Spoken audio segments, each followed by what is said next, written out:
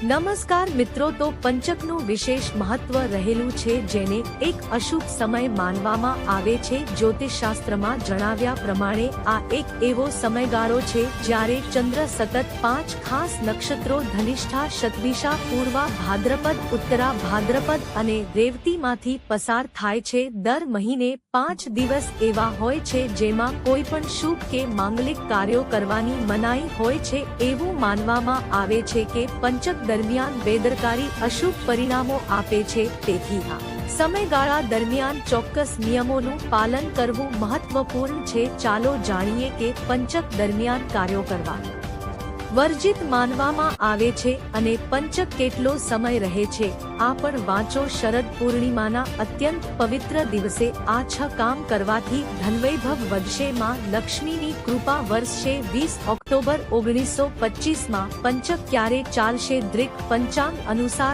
આજે એટલે કે 3 ઓક્ટોબરથી પંચક શરૂ થઈ રહ્યું છે અને 8 ઓક્ટોબરના રોજ સમાપ્ત થશે. તમને જણાવી દઈએ કે 20 ઓક્ટોબર 1925 2 વાર પંચક આવશે. પહેલી વાર તે 3 ઓક્ટોબરથી 8 ઓક્ટોબર સુધી હશે અને બીજી વાર તે 31 ઓક્ટોબરથી 4 નવેમ્બર સુધી હશે. બંને પંચક શુક્રવારે શરૂ થાય છે, તેથી તેમને ચોર પંચક કહેવામાં આવશે.